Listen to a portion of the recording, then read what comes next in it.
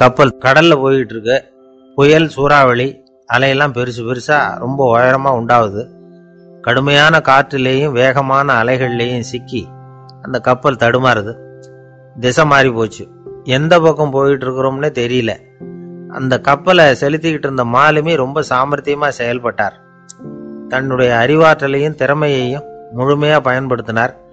அந்த கப்பலை கட்டுப்படுத்தினார். மெதுவா அந்த சூறாவளியிலிருந்து கப்பலை காப்பாத்தி கரைக்கு கொண்டுட்டு வந்து சேர்த்துட்டார். மாலுமின்னு ஒருத்தர் இருந்ததுனால அந்த மரக்கலம் காப்பாற்றப்பட்டது. மாலுமின்னு ஒருத்தர் இல்லைன்னு வச்சுக்குங்க, அந்த கப்பலோட கதி என்னவா இருக்கும் யோசிச்சு பாருங்க. ஒரு கோபக்காரனுடைய நிலைமையும் அப்படித்தானா.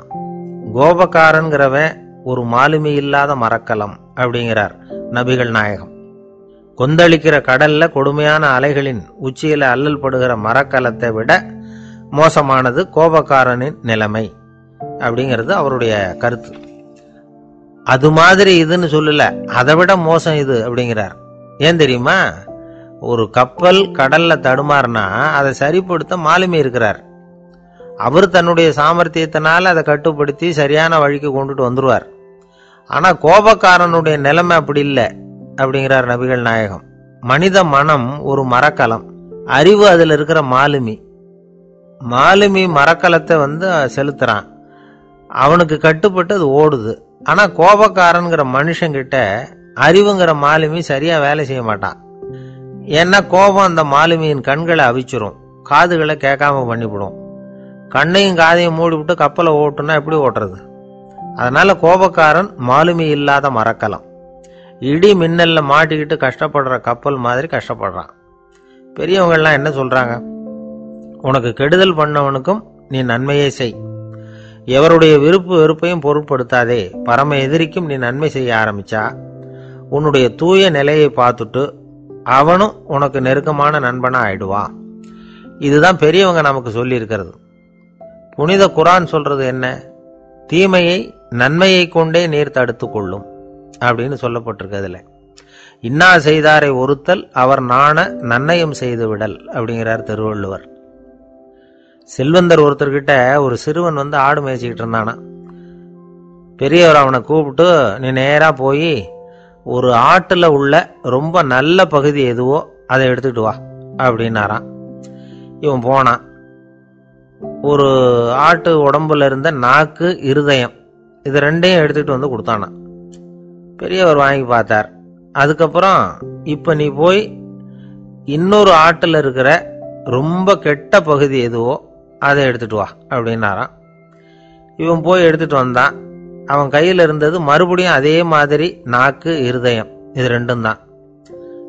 என்னது இப்பவும் அதையே கொண்டுட்டு வந்திருக்கிற அப்படின்னாராம் பெரியவர். இவன் சொன்னானா, ஒரு உடம்புல உள்ள ரொம்ப நல்ல பொருளும் இதுதான், ரொம்ப கெட்ட பொருளும் இதுதான் அப்படின்னானா. இளம் வயசுல இப்படி பதில் சொன்னவர் தான் பேரறிஞர் லுக்மானுல் ஹக்கீம் அவர்கள். கோபப்படாம இருந்தா இது ரெண்டும் நல்லா வேலை செய்யும், கோபப்பட்டா இது ரெண்டும் மோசமா வேலை செய்யும். அதை புரிஞ்சுக்கிறதுக்காகத்தான் இன்னைக்கு இந்த தகவல். கோபம் வந்துட்டா நாம என்ன செய்யறோங்கிறது நமக்கே தெரியாது. ஒருத்தர் டாக்டர் கிட்ட போனார் அவசரமா. டாக்டர், எனக்கு இப்ப கடுமையான கோப வெறி, எனக்கு கண்ணு மண்ணு ஒன்றும் புரியல, உடனடியாக அதை கட்டுப்படுத்தணும், உடனே இதுக்கு ஏதாவது ஒரு மாத்திரை கொடுங்க ப்ளீஸ் அப்படின்னார். அந்த டாக்டரும் உடனே ஒரு மாத்திரையை கொடுத்து, இதை உடனே போடுங்க, நான் தண்ணி கொண்டுட்டு வரேன்னு உள்ள போனார். தண்ணியோட திரும்பி வந்தார். இவரு சொன்னார், டாக்டர், நீங்க கொடுத்த மாத்திரை ரொம்ப பெருசா இருந்தது, இருந்தாலும் கஷ்டப்பட்டு முழுங்கிட்டேன்னார். டாக்டர் சந்தேகத்தோட மேசையை பார்க்கிறார். பார்த்தா மாத்திரை அங்கேயே இருக்குது, பேப்பர் வெயிட்ட காணல. தானத்துல சிறந்தது எது அப்படின்னு ஒரு கேள்வியை கேட்டு, தானத்துல சிறந்தது நிதானம் அப்படின்னு அதுக்கு ஒரு பதிலும் சொல்றவங்க உண்டு. நிதானம் ரொம்ப அவசியம், அதுவும் இன்றைய உலகத்துக்கு ரொம்ப அவசியம். இன்னைக்கு உலகம் ரொம்ப பரபரப்பா போயிட்டு இருக்குது. பொறுமையா இருக்கணும்னு நினைக்கிறவங்களால கூட அப்படி இருக்க முடியறதில்ல. பொறுமையை சோதிக்கிறது மாதிரி பல சம்பவங்கள், அதையெல்லாம் சந்திச்சே தீர வேண்டி இருக்குது. எங்க போனாலும் கியூல நிற்க வேண்டியிருக்குது, எங்க போனாலும் காத்துக்கிட்டு இருக்க வேண்டியிருக்கு. ஆபீஸ்லயோ வீட்லயோ கூட நீங்க நிதானமா பொறுமையா நடந்துக்க தெரியலன்னா உங்களுக்கு சிடுமூஞ்சி, முசுடு இப்படிலாம் பேர் வச்சிருவாங்க. அது உங்களுக்கு தேவையா? சரி, வாழ்க்கையில் பொறுமைசாலின்னு பேர் வாங்கறதுக்கு என்ன வழி? முதல் பாயிண்ட், நீங்கள் நினைக்கிறது, எதிர்பார்க்கறது, செய்யறது எல்லாமே 100% கரெக்டாக நடக்கணும்னு ஆசைப்படக்கூடாது. எதுவாக இருந்தாலும் அதில் ஓரளவுக்கு தவறு நடக்கலாம் அப்படிங்கிறத எதிர்பார்த்தே இருக்கணும். ஓரளவுக்கு அதை அனுமதிக்கணும். ஒரு நண்பரை 6 மணிக்கு ஒரு இடத்துக்கு வர சொல்லியிருக்கிறீங்க. 6 மணிக்கு அவர் வரலை. உடனே பொறுமை இழந்து நடந்துக்கக்கூடாது. ஒரு 10 நிமிஷம் டிலே ஆகலாம். ஒரு வர்ற வழியில் பஸ்ஸு கூட ஏதாவது டிராஃபிக்கில் மாட்டியிருக்கலாம். அதெல்லாம் எதிர்பார்த்தே கொஞ்சம் காத்திருக்கிறதுல ஒன்றும் தப்பு இல்லை. சில சமயம் டிலே ஆகிறது கூட நல்லதாக முடியும். ஒரு பஸ்ஸை தவற விட்டுட்டு ஐயோ கொஞ்சம் ஒரு 2 நிமிஷம் முன்னாடி வந்திருந்தா பிடிச்சிருக்கலாமே அப்படின்னு தவிச்சிக்கிட்டு இருப்பாங்க சில பேர். அடுத்தபடியாக வர்ற பஸ்ஸு நேரடியாக நீங்கள் போக வேண்டிய இடத்துக்கே கொண்டு போய் விடுற பஸ்ஸாக கூட இருக்கலாம். அது உங்களுக்கு முன்னாடி தெரியாதுல்ல. சில நெருக்கடியான சூழ்நிலைகளை தமாஷா எடுத்துக்கிறதுக்கு பழகிக்கணும். சில இடங்களுக்கு போகிறப்ப காத்திருக்கிறதுக்கு நம்ம மனசை தயார்படுத்திக்கிட்டே போகணும். ஒரு ரயிலுக்கோ பஸ்ஸுக்கோ அல்லது விமானத்துக்கோ கப்பல் பிரயாணத்துக்கோ போகிறப்போ அங்கே போய் நீங்கள் மணிக்கணக்கில் கூட காத்துக்கிட்டு தான் இருக்கணும். புறப்படுற நேரம் கூட மாறலாம். நீங்கள் போய் சேர்ந்ததும் அது உடனே புறப்படணும்னு கட்டாயமாக என்ன? அது மாதிரி சமயத்தில் படிக்கிறதுக்குன்னு சில சுவாரஸ்யமான புத்தகங்களையும் கையில் எடுத்துக்கலாம். உங்களை சுற்றி எவ்வளவோ சுவாரஸ்யமான சம்பவங்கள் நடந்துக்கிட்டு இருக்குதுல்ல, அதையெல்லாம் வேடிக்கை பாருங்கள். எதுக்காக காத்துக்கிட்டு இருக்கிறோமோ அந்த காரியத்தில் உண்மையாகவே நமக்கு ஒரு அக்கறை இருந்தால் நமக்கு போர் அடிக்காது. சில கோயில்களில் பார்த்துருப்பீங்க, தரிசனத்துக்காக பக்தர்கள் நாள் கணக்கில் காத்துக்கிட்டு இருப்பாங்க. அவங்களெலாம் அழுத்துக்கிறது இல்லை. ஆண்டவனை தரிசிக்கணுங்கிற உண்மையான அக்கறை இருக்கிறதுனால அவங்களுக்கு போர் அடிக்கிறது இல்லை.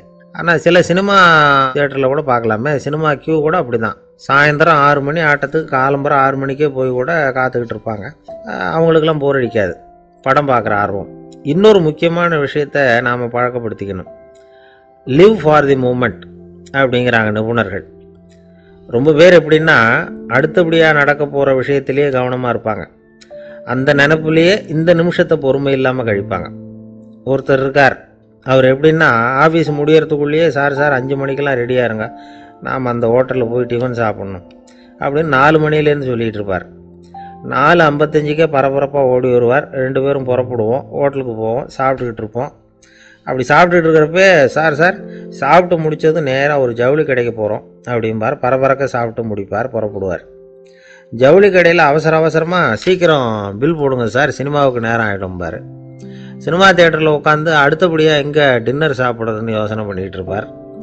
ராத்திரி படுக்கையில் விழுந்ததுக்கு அப்புறமும் நாளைக்கு காலையில் எழுந்திரிச்சதும் அதை பண்ணணும் இதை பண்ணணும்னு திட்டம் போட்டுக்கிட்டே இருப்பார்.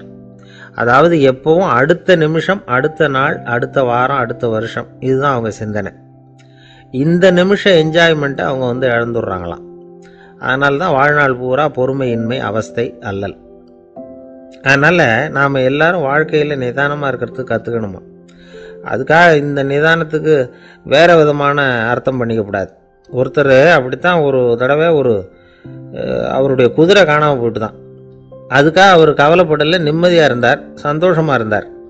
என்ன சார் இது, உங்கள் குதிரை திருட்டு போயிட்டுதுங்கிறீங்க, நீங்கள் கவலைப்படாமல் இருக்கிறீங்களே அப்படின்னு கேட்டாங்களாம். அதுக்கு அவர் சொல்லியிருக்கார், நல்ல வேலை சார், கட்டியிருந்த குதிரை காணாமல் போயிருக்குது. நான் அது மேலே உட்காந்துருக்கிற சமயம் அது காணாமல் போயிருந்ததுன்னா, திருட்டு போயிருந்ததுன்னா நானும் சேர்ந்துல காணாமல் போயிருப்பேன் அப்படின்னாராம். எவ்வளவு நிதானமான ஆள் பாருங்கள்.